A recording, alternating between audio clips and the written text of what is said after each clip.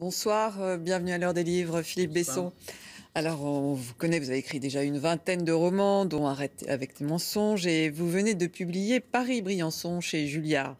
Alors, un livre dans lequel vous choisissez un processus narratif assez connu, mais très efficace, celui du huis clos dans un train. Unité de lieu, et vous racontez les dernières heures de 13 passagers qui prennent l'Intercité 57-89 qui part vendredi de la gare d'Austerlitz. Alors, pourquoi avoir choisi ce procédé que d'autres avaient utilisé dans le temps? D'abord parce que j'avais envie de prendre le train de nuit, parce que, après avoir lu un article dans un journal disant qu'on allait enfin réouvrir des lignes de train de nuit après les avoir fermées pendant longtemps, j'ai pensé qu'il y avait là un décor merveilleux précisément pour un roman, parce que ça favorise justement le huis clos, ça favorise la promiscuité, donc l'intimité. Et puis dans cette époque où tout va vite, je me suis dit on va pouvoir peut-être faire un éloge de la lenteur. Et puis aussi dans cette époque où on se renferme, parce que quand on prend un TGV, on met des écouteurs, on regarde son ordinateur, etc. Je me suis dit peut-être que des gens vont se parler, on va revenir à la conversation, à l'échange. Donc c'était ça le projet initial. Mais évidemment, quand on est romancier, on ne peut pas s'empêcher d'écrire des horreurs ou d'aller du côté de la monstruosité. Donc je me suis dit, je vais évidemment les mettre dans une situation impossible. Et donc, j'annonce au lecteur dès le départ que certains n'arriveront pas à destination. Oui, c'est ça l'originalité, c'est que dès le début, on sait que ça va mal se finir. Tout de suite. On ne sait pas exactement comment, Absolument. c'est la seule différence, mais on sait que ça va mal se finir. Oui. Alors effectivement, il y a comme une nostalgie parce que finalement, le train à l'ancienne, c'est un lieu comme aujourd'hui, on trouve, je ne sais pas, quand on passe des stages de permis de conduire, c'est un des seuls endroits de creuset social et de promiscuité obligée, Oui. et qui peut favoriser des confidences. Absolument, parce que dans un train de nuit se réunissent des gens que seul le hasard a rassemblés. Au fond, ils appartiennent, ceux-là, à des générations différentes, à des milieux socioculturels différents, à des références différentes. Ils n'auraient jamais dû se rencontrer, jamais dû se retrouver ensemble, et c'est parce qu'ils prennent le même train au même moment qu'ils vont pouvoir se rapprocher. Et comme ils ont le temps devant eux, parce qu'il y a une nuit entière à passer, il va bien falloir se rapprocher et fabriquer une forme d'intimité ou de connivence, de complicité. Et ce qui est intéressant aussi, c'est que comme on est cerné de nuit, cerné d'obscurité, qu'il y a le tangage, le roulis de ce train de nuit, on peut se laisser aller plus facilement. Et moi, je crois toujours que même les êtres les plus ordinaires révèlent des failles ou recèlent des secrets.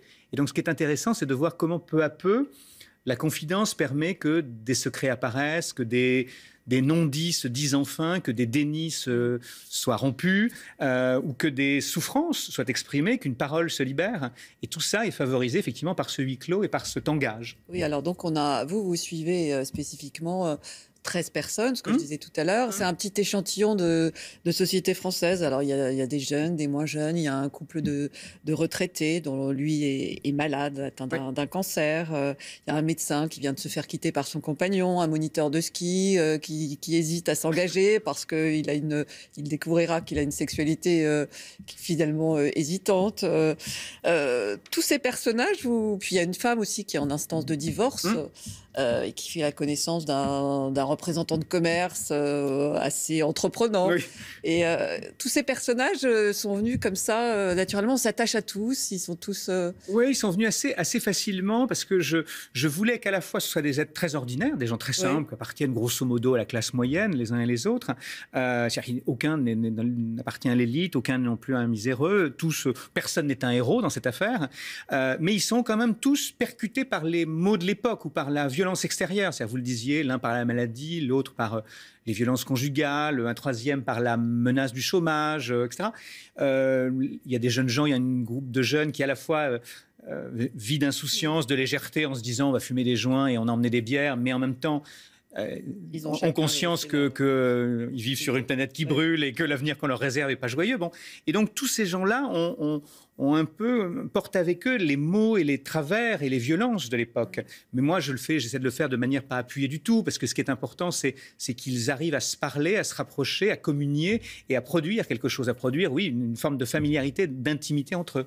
Oui, en fait, c'est très histoire simple d'une certaine façon. Oui, c'est ça. Et c'est vrai que ça se lit comme ça très, très facilement. Et alors, vous avez mis en exergue du livre un extrait d'une chanson de Bachung connue.